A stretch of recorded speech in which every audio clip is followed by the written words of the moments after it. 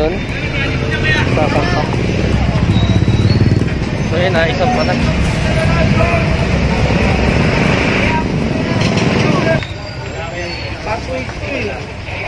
Hindi ito pag-aari ng bahay. Ito, government property. O ngayon, in-extend nyo, nagbabayad pa kayo ng buwis. Sila, saan sila nagbabayad? Kaliwat kanan na parking. So ayun yung truck natin. Nang pulang araw, punong-puno na.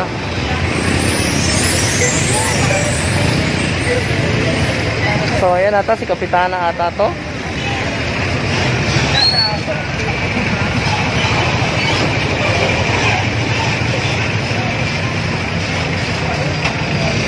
So ito yung may mga nakatira dito sa may gilid ng sidewalk.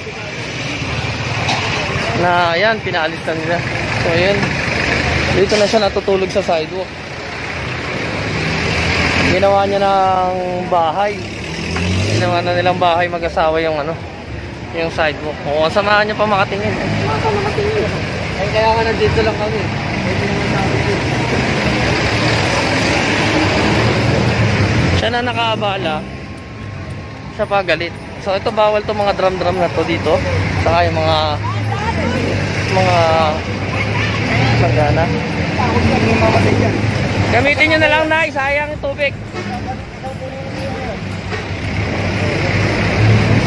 Sayang yung tubig, sana ginamit na lang panlaba.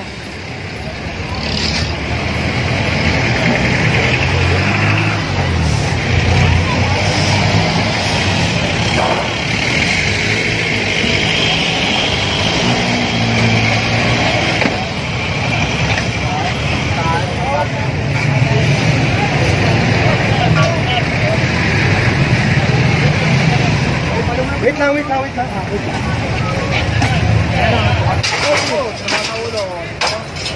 Ito, solid na bakal to. Paluin nga yan. Oo. Parang mura.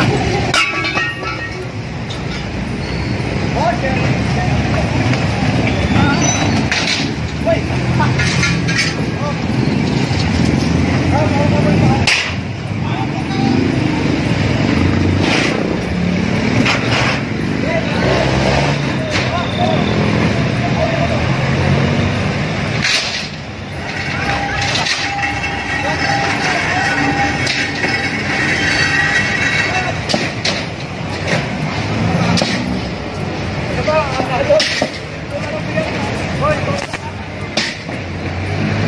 Ito nakakandado rin tong bangkuan na to.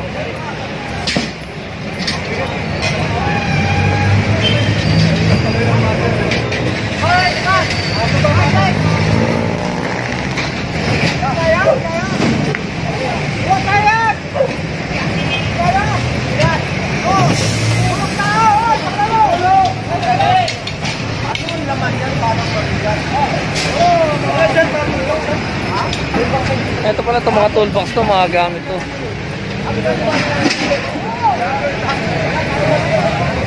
So yan, ganyan kabigat yan naman yan, ano na yan. Itong bakal na to.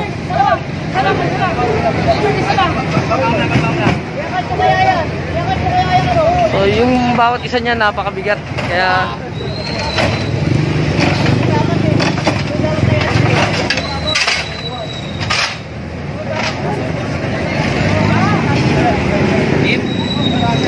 so ito pala mga ano pala to, mga tools, mga mekaniko. Dito mismo sila gumagawa sa kalsada. Ano pong street to tayo? Ano po ito? So ito kahabaan to ng Torres Bugalyon. Tapos dito to sa may kanto ng Ipil Street ng nakakuha, Maynila.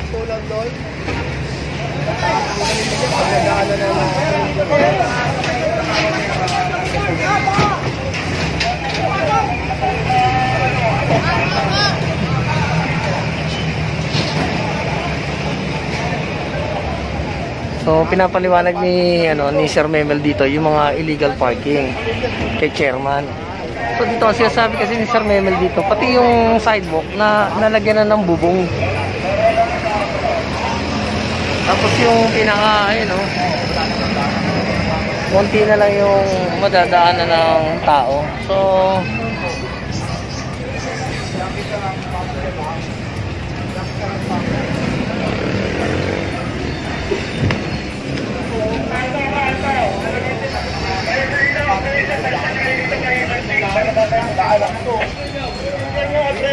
Yung maganda ginagawa tama. Tama yun. Pero hindi ito pag-aari ng mayasing bahay. Ito, government property. O ngayon, in-extend nyo, nagbabayad ba kayo ng buwis? Sila. Saan sila nagbabayad? Sa inyo? Hindi ako nagagalit kapitan ha. Hindi sinasabi ko lang. I-correct mo ko kung may pagkakamali ako. ayan, nalagyan na rin siya ng bubong. Extended? Oo, na-extend na siya. Pagkakamali.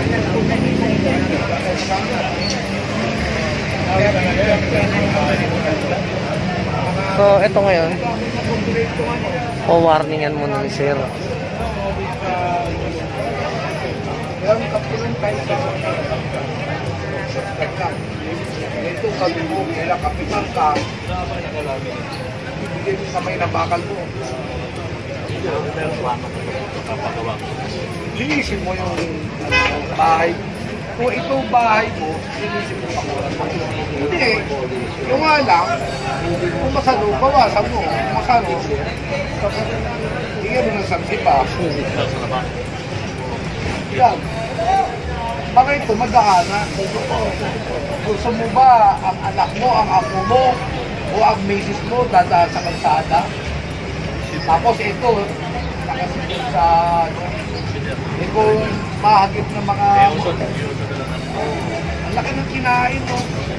Maganda naman ginagawa natin, sarap ng ulam, nakakaguto, din lang eh. Sige po, sige po. Ang bago na lang.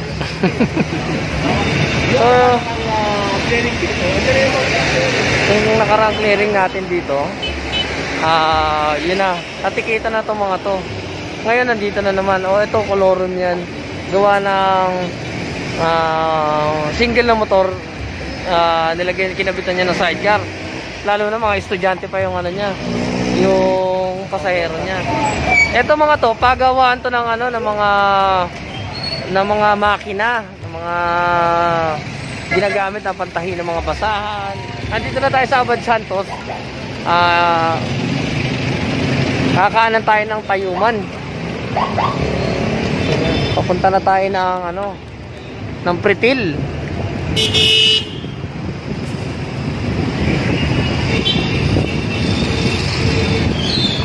So, dito na tayo sa may Honorio Lopez Technical Institute.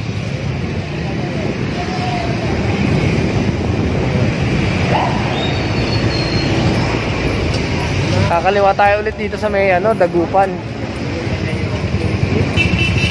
Punta, mukhang babalikan natin yung ano, Moriones.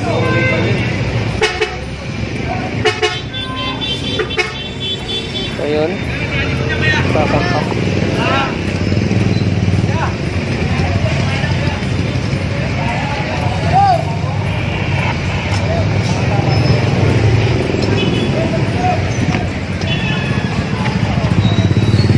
So yun, isang pa na.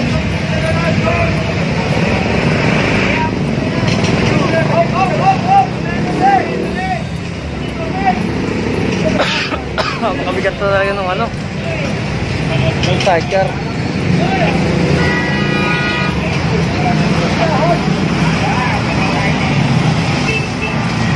So yun, yung titikitan yun, yung ng naka-illegally park.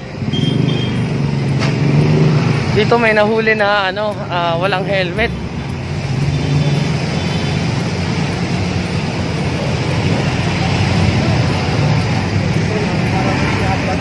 So, walang helmet, mag-ama.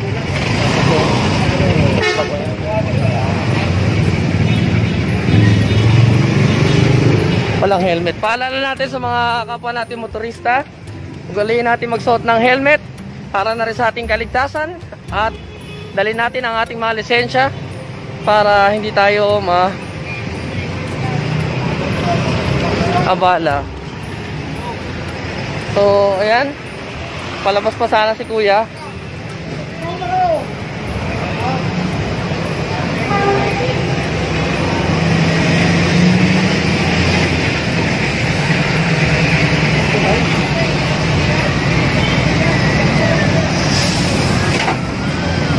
Doon may nakakuha na naman sidecar.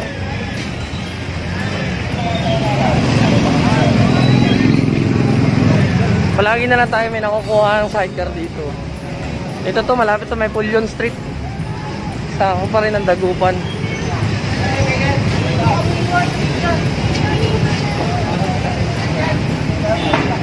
Kung mapapansin nyo, nung mga nakaraang clearing team clearing operation, ay dito rin tayo may nakuha na na sidecar.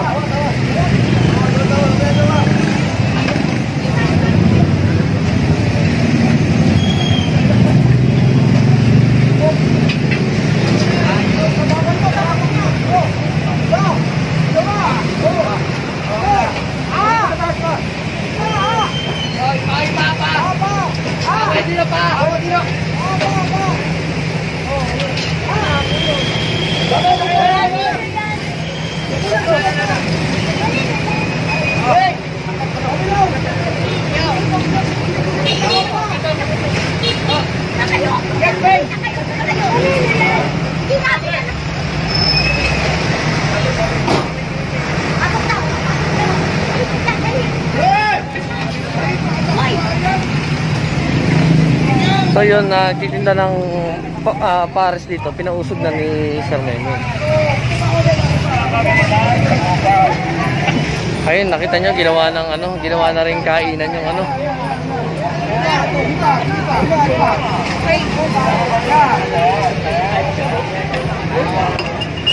Yung kalsada, ginawa ng kantin.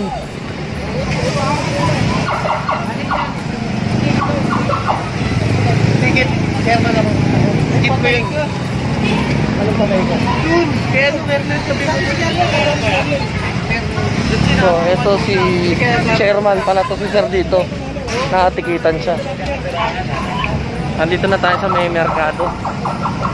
Mercado Street. So, punong-puno na naman yung truck natin dito. Sa kahabaan ng Dagupan.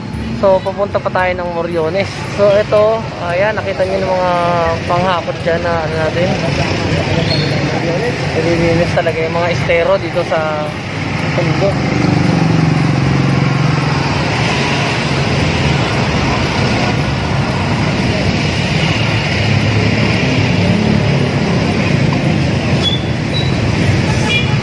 So, dito sa Moriones, maraming hindi nagsusuot ng helmet dahil ang katwiran nila taga dito sila. So hindi rason yun para hindi ka matikitan ng mga enforcer.